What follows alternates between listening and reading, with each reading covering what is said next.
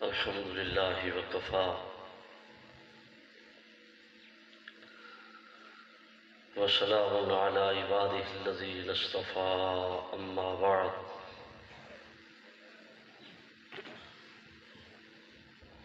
अऊज़ु बिल्लाहि मिनश शैतानिर रजीम। बिस्मिल्लाहिर रहमानिर रहीम। अन्नबिय्यु OLA bill मुमिनीना मिन अनफुसिहिम। क़ाल रसूलुल्लाहि सल्लल्लाहु अलैहि वसल्लम अद्दीनुन नसीहा औ कमा क़ाल अलैहि सलातु वस्सलाम।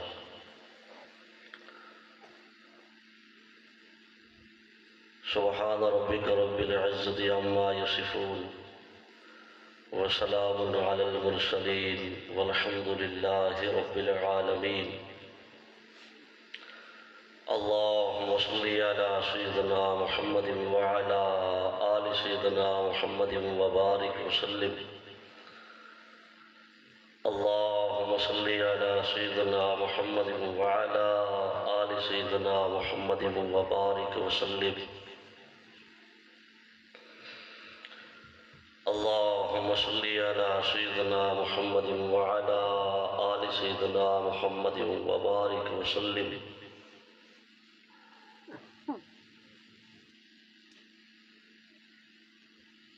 सच्ची बात तो ये है कि फ़कीर यहाँ बैठने के लायक और काबिल नहीं है। हज़रत तशरीफ़ फरमा है, सामने और अकाबिरीन तशरीफ़ फरमा है, तो फ़कीर के पास इल्म तो नहीं है। इल्म तो आपने बयानात तो सुन लिए, ताहम फ़कीर का यहाँ बैठना ये आप समझेंगे कि शायद कोई अपनी मेहनत है।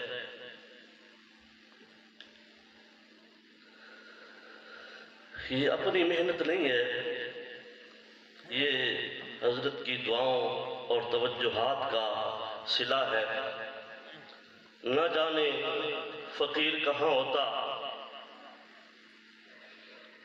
इब्तदाई सालों से लेकर आखिर तक फ़कीर का आखिरी साल होता था। हर साल आखिरी होता था कि इसके बाद शायद मदरसे ना हो। ये हज़रत की शफ़क़त और मेहरबानी की और दुआओं और तवज्जुहात से फ़कीर हर साल ही अगले साल में दाखिला ले लेता तालीमी साल में, और हज़रत रहनुमाई फरमाते रहते।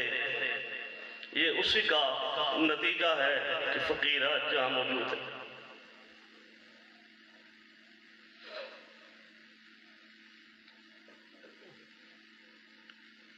पल पल पे शफ़क़त फरमाते रहे, पल पल पे नसीहतें फरमाते रहे। एक एक लम्हा वो बहुत ही कीमती। ये कोई भी काम होता है तो ये ऐसे नहीं हो जाता, बल्कि इसके पीछे मेहनतें लगती है। हर मुश्किल के सामने हमने अपने हजरत से मुस्कुराना सीखा, हर मुश्किल को खुशी से गले लगाते देखा। फाकों पे भी मुस्कुरा देना, ये हमारे हजरत का शेवा है।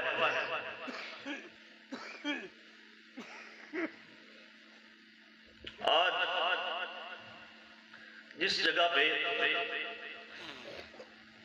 आप ये गुलशन देख रहे हैं, शायद बहुत सारे लोगों ने या बहुत सारे लोगों को ये मालूम ना हो ये किस कदर मेहनत और मुशक्कत के बाद वजूद में आया है।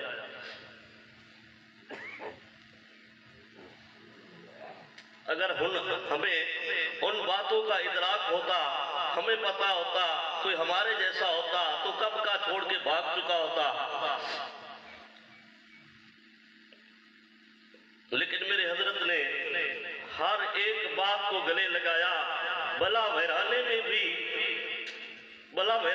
भी कोई आए, अपनी मेहनत करके दिखा ले, इस वीराने में भी भला ऐसा गुलशन बगैर मेहनत के आबाद हो सकता है, बगैर सब्र के अदा ये बन सकता है ऐसा गुलशन? इसके पीछे बहुत बड़ी मेहनतें और सब्र आजमाइयां हैं।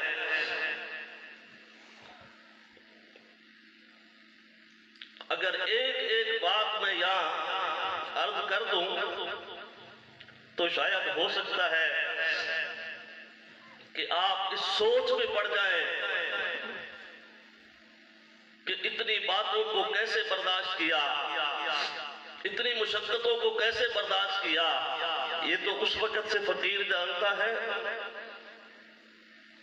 अव्वल छोटा था तो निस्बत मिल हजरत को जब निस्बत मिली उससे पहले का भी ताल्लुक है।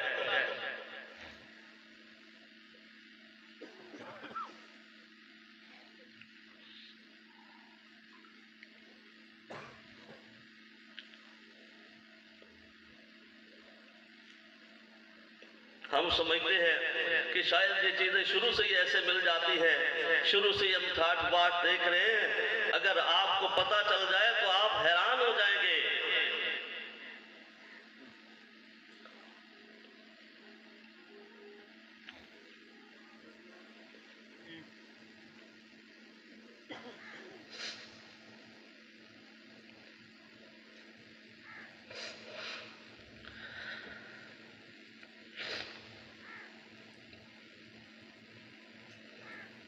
ये मेरे हजरत का गुलशन, अल्लाह इसको आबाद रखे। दूर दराज से आने वाले साथी वो भी हमसे इस फकीर से तो अच्छे हैं। सैयद जवेद हुसैन शाह साहब रहमतुल्लाह अलैह, उनके बेटे फरमाने लगे कि अब्बा जी अगर कोई आधी रात में आता तो उठते और उसका इकराम फरमाते, उसको ले आते, उसको खाना खिलाते। हमने कहा अब्बा जी तालिब इल्म मौजूद है, मदरसे वाले मौजूद है, ये खिदमत कर देंगे, सुबह मुलाकात हो जाएगी। फरमाया मियाँ ये तो हमसे अच्छे लोग हैं जो घर से तैयारी करके अल्लाह अल्लाह सीखने के लिए आ गए। ये हमसे अच्छे नहीं तो और क्या है। आप तो खाने की बात करते हो, मेरा तो इनके पांव धोकर पीने को जी चाहता है। तो इसलिए शायद कि हमारे दिल में ऐसा इखलास ना हो जैसा आपके दिल में इखलास है। जितने लोग तशरीफ लाए वो इखलास वाले तशरीफ लाए, वो मोहब्बतों वाले तशरीफ लाए। और ये दुनिया के कोने कोने से ये मेरे हजरत का वो फैज़ है जो दिन रात में मुशक्कतें बर्दाश्त करके जगह जगह पे दीन का पैगाम पहुंचा रहे हैं।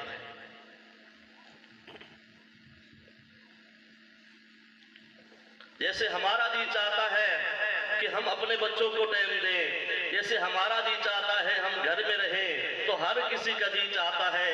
लेकिन रोते बच्चों को छोड़कर सफर पे चल जाना ये मेरे हजरत का शेवा है। दिलासा देना बेटा आ जाता हूँ, बेटा आ जाता हूँ, प्यार से उनको प्यार करके दीन के काम में एक एक महीने के लिए रुखसत हो जाना ये कोई आम काम नहीं है, आसान काम नहीं है।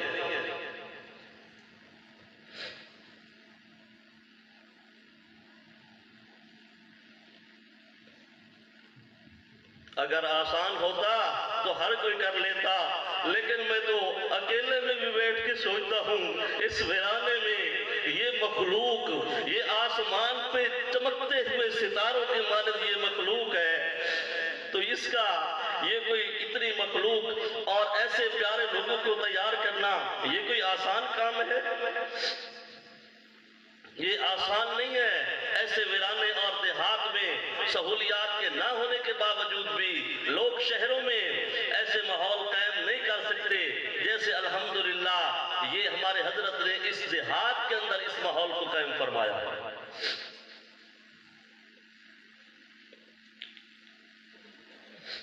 हमारा सिलसिला ये कोई आम सिलसिला नहीं है। सिलसिला भी अपनी जगह पे है, लेकिन हजरत की जो मोहब्बतें और प्यार है वो हर सालिक को नबी करीम सल्लल्लाहु ताला अलैहि वसल्लम की याद दिलाता है। बुरे कहने मुस्करा देना, ये मेरे हजरत का शेवा। बुराई बयान करने वालों को भी गले के साथ लगा लेना, ये मेरे हजरत का शेवा। आज तक हमने ऐसा नहीं देखा कि बुराई चाहने वालों को भी कभी गुस्से में जवाब, बल्कि जब भी जवाब दिया तो मुस्कुरा के जवाब दिया।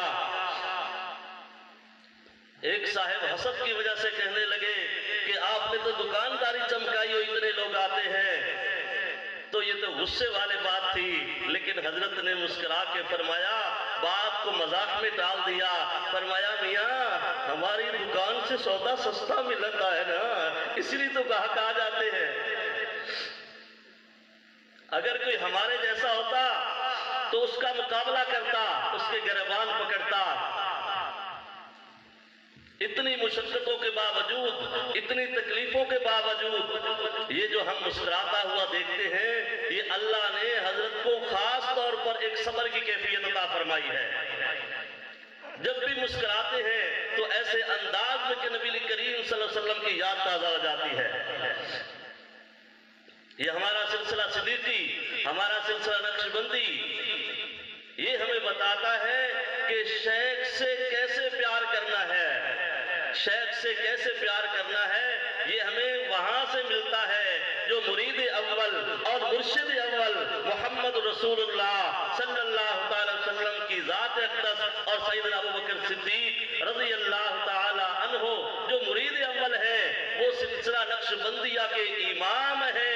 वो हमें बताते हैं कि अपने शेख से कैसे मोहब्बत करनी है। उक़बा बिन अबी मुईत बैतुल्लाह के अंदर नबी करीम सल्लल्लाहु अलैहि वसल्लम के गले में कपड़ा डाल के दबाने की कोशिश कर रहा है। इतने में सैयदना अबू बकर सिद्दीक रज़ी अल्लाह ताला अन्हु को पता चला तो आप तशरीफ ले आए और उसको हटाया कि इतना कहने पे नबी सलाम को तकलीफ देते हैं कि वो फरमाते हैं कि मेरा रब अल्लाह है। उन सब ने नबी करीम सल्लल्लाहु अलैहि वसल्लम को छोड़ दिया। सैयदना अबू बकर सिद्दीक रज़ी अल्लाह ताला अन्हु को पकड़ा और इस कदर मारा कि मुक्के और थप्पड़ से तो कोई बेहोश नहीं होता, इस कदर मारा कि सैयदना अबू बकर सिद्दीक रज़ी अल्लाह ताला अन्हु बेहोश हो गए। अब जो अगली बात है वो आपके लिए और मेरे लिए ये है कि देखिए कि मुरीद अव्वल का हाल देखिए, बेहोश रहे, जैसे ही होश आया सबसे पहले पूछा अल्लाह के हबीब अलैहिस्सलातु वस्सलाम का क्या हाल है। तो हमारे दिल के अंदर भी ऐसी शेख की मोहब्बत होनी चाहिए, तब कुछ हासिल होता है।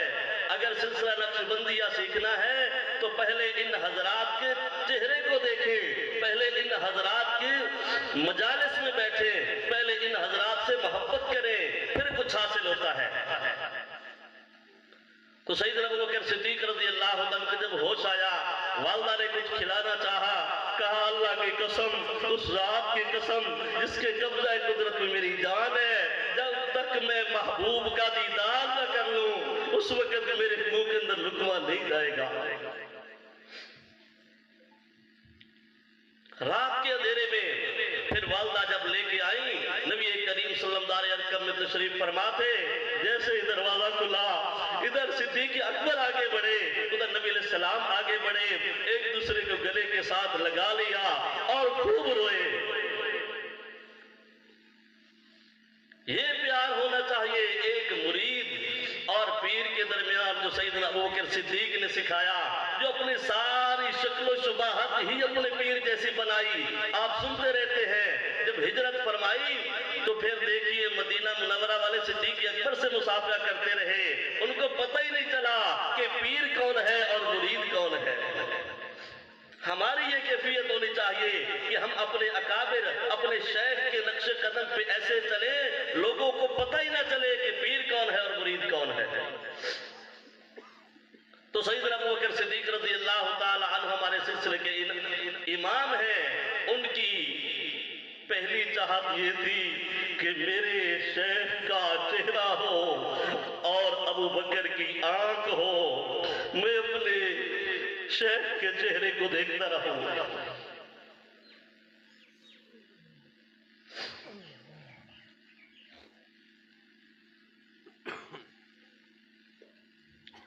शेख सुल्तान बाहू रहमतुल्लाह साहब फरमाते हैं, ए तन मेरा चश्मा होवे मैं मुर्शिद वेख न रजा हूं। ए तन मेरा चश्मा होवे यानी पूरा जिस्म ही मेरी आंख बन जाए, मैं शेख के चेहरे को देखता रह जाऊं। लू लू दे मुठ लख लख चश्मे एक खोला एक कज्जा हो। फरमाते हैं मेरे जिस्म के एक एक बाल में अल्लाह आंख लगा दे, एक एक लाख आंखों, जिससे मैं अपने शेख का दीदार करूं, क्योंकि शेख कोई आम नहीं, इस पर मेरा परवरदिगार अपनी खास तजल्ली नाज़िल फरमाता है। नबी करीम सल्लल्लाहु अलैहि वसल्लम के नूर वो मुंतकिल होता हुआ शेख के सीने में आता है। जहां से हमने कुछ हासिल करना होता है तो उसी चेहरे को देखना, ये शेवाए सिद्दीकी है। इसलिए उनकी चाहत थी तो फिर मेरे अल्लाह ने उनको अलहदा मौका भी अता फरमा दिया। आप देखते सुनते रहते हैं, मुख्तसर अर्ज करता हूं कि गार में देखिए उनकी चाहत थी तो अल्लाह ने कैसा मौका अता फरमाया। या अल्लाह कबीर अलैहिस्सलाम की जात थी या सिद्दीक अकबर थे, नबी अलैहिस्सलाम का चेहरा था और सैयदना अबू बकर सिद्दीक रज़ियल्लाहु ताला देख रहे थे। गोया कि यूं लगता है सिद्दीक अकबर ने जो दुआ की थी कि जो चाहत थी अल्लाह ने वो पूरी फरमा दी कि मेरे प्यारे जैसे तेरी चाहत है तो अपने शेख का चेहरा जी भर के देखता रहे।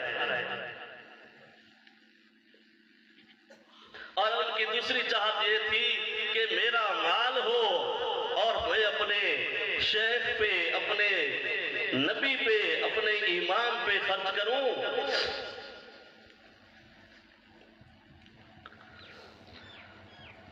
ऐसा खर्च करूं कि अल्लाह के हबीब अलैहिस्सलाम अपने माल की तरह इसको खर्च फरमाए। अल्लाह के हबीब अलैहिस्सलाम को अपना माल यूं पेश करते। देखिए हिजरत में तो सिद्दीक अकबर का माल पेश आया, हिजरत में किसके ने माल पेश किया? सैयदना अबू बकर सिद्दीक ने। जब मस्जिद नबी बनाने की बारी आई, आज हम सोचते हैं कि ये कौन बनाएगा। ये सबसे पहले देखो अगर नक्शबंदी हम हैं तो फिर ये देखें कि सैयदना अबू बकर सिद्दीक रज़ियल्लाहु ताला अन्हु ने मस्जिद नबी के लिए जो जगह खरीदी गई वो मुरीद अव्वल ने पैसे अदा किए थे। आज अगर हम नक्शबंदी हैं फिर ये सोचे मेरे शेख मस्जिद बनाना चाहते हैं तो हर बंदा ये सोचे पैसा मेरा हो, इस्तेमाल मेरे शेख का हो। इसको हम फख्र समझे, बल्कि शेख पे माल लुटाना ये तो सुन्नत अबू बकर सिद्दीक है।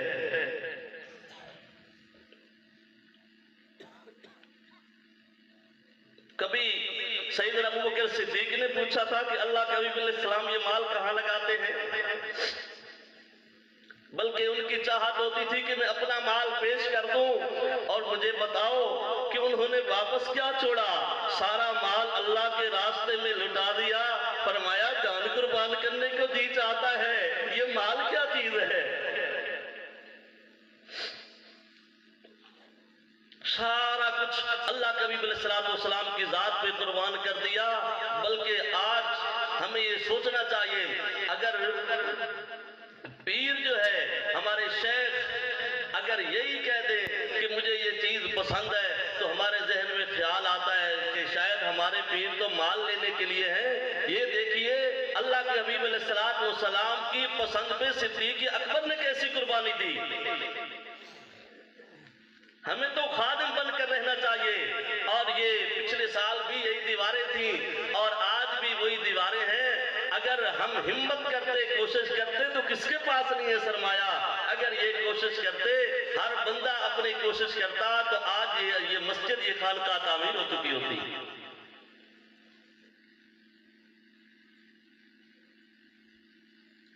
वो तो अल्लाह के हबीब अलैहिस्सलाम के एक एक काम पे, एक एक अदा पे मरने और मिटने वाले थे। और हम कहते हैं अपने आप को नक्शबंदी, सिद्दीकी न सिलसिला है हमारा। और उसके बावजूद हालत ये है कि हम पीछे पीछे हटते रहते हैं। बल्कि जब कोई मुश्किल पेश आती है तो फिर पता चलता है कि कौन अपना है कौन पराया है। आजकल के मुरीदों में वफा नहीं है, मुरीदों में वफा नहीं है। अगर वफा देखनी है तो सैयदना अबू बकर सिद्दीक को देखो, भला मार खाने के बावजूद भी कोई आगे बढ़ता है। आजकल तो ऐसा थोड़ा सा मामला होता है तो दूर भाग जाते हैं, लेकिन उन्होंने इतनी मारे उस वक्त खाई जब पूरा अरब दुश्मन था, तो सैयदना अबू बकर सिद्दीक सीना तान के नबी सलाम के साथ खड़े हो गए।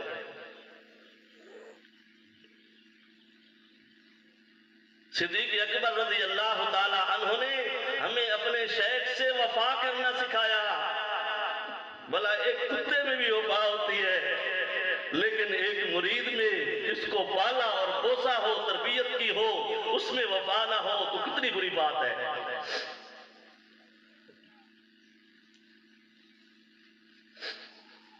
हमारे हजरत जी, बड़े हजरत जी फरमाते हैं कि हमारे गली में एक छोटा कुत्ता जा रहा था।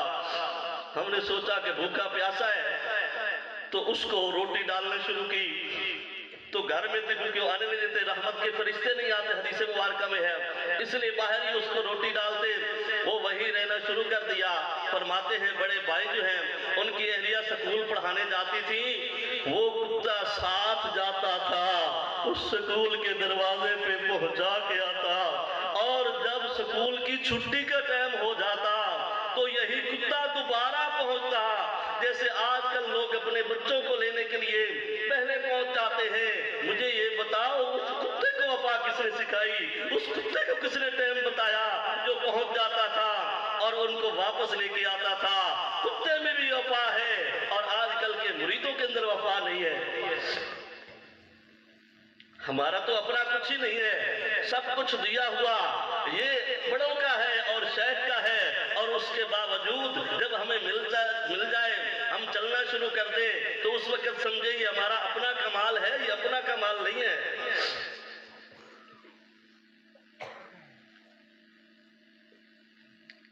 ये बड़ों की ही तवज्जोहात होती है। देहात में हमारा घर है तो हमारे वालिद ने एक कुत्ता रखा हुआ था। पता चला कि उसकी कुछ शायद जैसे हल्कापन हो जाता है, इस तरह का मामला है, तो उसको इतना कहा कि आप इस घर से निकल जाएं। वो कुत्ता वहां से निकल गया। वो उसने घर छोड़ दिया।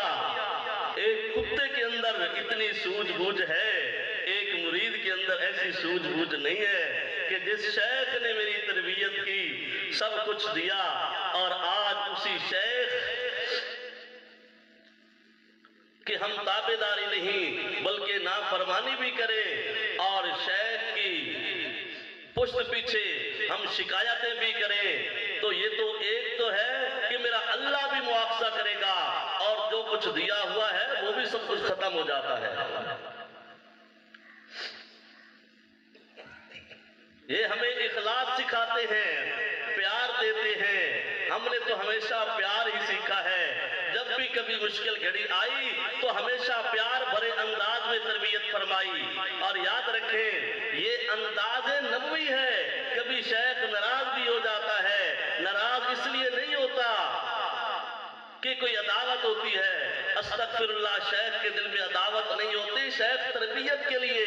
क्योंकि अल्लाह के नबी अलैहिस्सलातु वस्सलाम एक मर्तबा गुजर रहे थे तो नबी अलैहिस्सलाम ने पूछा ये बंगला किसका है, तो बताया गया फलां सहाबी का। तो अल्लाह के नबी अलैहिस्सलातु वस्सलाम जब दोबारा वो सहाबी मिलने के लिए आए, नबी अलैहिस्सलाम ने मुसाफिया उन्होंने करना चाहा, सलाम किया, अल्लाह के नबी अलैहिस्सलाम ने जवाब नहीं दिया। ये अंदाज़े तरबियत है। फिर दूसरी मर्तबा, तीसरी मर्तबा ऐसा हुआ तो सहाबा से पूछा कि ये वजह क्या है, तो उन्होंने बताया हमें तो मालूम नहीं है, अल्लाह के हबीब अलैहिस्सलातु वस्सलाम वहां से गुजर रहे थे, बस इतना पूछा है कि ये बंगला किसका, हमने बता दिया। तो समझ गए मेरे मुरब्बी, मेरे शेख इस बात पे नाराज है, नागवारी गुजरी है। वो गए और बंगला गिरा के दोबारा आके नबी अलैहिस्सलाम से मुसाफिया किया, तो अल्लाह के नबी अलैहिस्सलाम प्यार से मिले। ये शेख जब कभी नाराज भी होते हैं तो उसमें भी कोई ना कोई हिकमत होती है।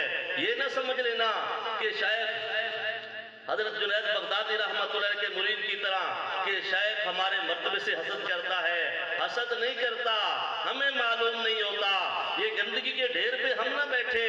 उनका एक मुरीद था, कहने लगा कि हर रोज जन्नत के खाने खाता हूँ, हर रोज जन्नत के खाने खाता हूँ। तो हजरत जुनैद बगदादी रहमतुल्लाह को जब पता चला तो आपने फरमाया कि मियाँ इनको कह देना कि जब आज रात देखे ना जन्नत के खाने खाए तो ला हौला वला कुव्वत इल्ला बिल्लाह पढ़ देना। जब उन्होंने ये ला हौला वला कुव्वत इल्ला बिल्लाह उसी ख्वाब की हालत में पढ़ा तो क्या देखते हैं कि गंदगी के ढेर पे बैठे थे। ओ भाई, शेख जो है वो हमारे लिए फायदा चाहते हैं, नुकसान नहीं चाहते, खैर खाही चाहते हैं, बदखाही नहीं चाहते। शेख कभी अपने मुरीदों का बदखा नहीं हो सकता। अल्लाह के हबीब अलैहिस्सलाम के साथ जैसे सहाबा प्यार फरमाते थे, फरमाया अन्नबिय्यु औला बिल मुमिनीना मिन अनफुसिहिम, मोमिनों को नबी अलैहिस्सलाम अपनी जान से भी ज्यादा अजीज। ऐसा ही एक ताल्लुक अपने मुरीद का अपने शेख के साथ होना चाहिए।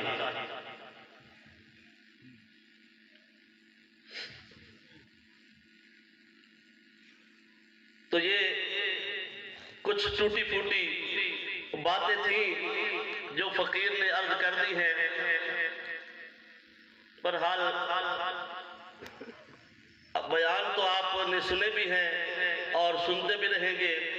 हमने तो जो हजरत से तरबियत हासिल की उसी का आपके सामने अर्ज कर दिया कि अल्लाह हमें इनके साथ वफादारी करने की तौफीक अता फरमाए और हमेशा वफादार बनकर रहने की तौफीक अता फरमाए। बेवफाई ये हमेशा अजियत का सबब बनती है, तकलीफ का सबब बनती है। जब भी कोई बेवफाई करता है तो याद रखे तकलीफ इंसान को जरूर होती है।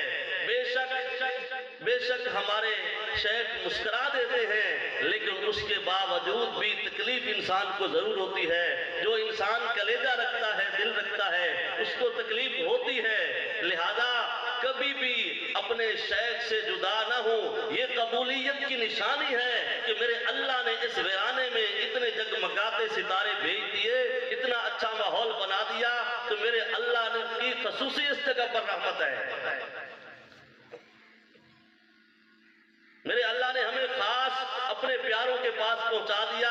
यूं ही लगता है मेरा परवरदिगार कुछ देना चाहता है। लेते हुए कभी बदगुमानी करके न चले जाना, लेते हुए कभी बदगुमानी करके न चले जाना, बल्कि उन नजरों से देखो जो प्यार की नजरें, सिद्दीकी नजरों से अपने शेख को देखोगे तो सारे कमालात अंदर मौजूद है। अल्लाह से दुआ है जो कुछ कहा सुना अल्लाह इस फकीर को भी वफादार बनाए और मेरे अल्लाह हम सबको अपने शेख का वफादार बनकर रहने की तौफीक अता फरमाए। व आखिर दावाना अनिल हम्दुलिल्लाहि रब्बिल आलमीन।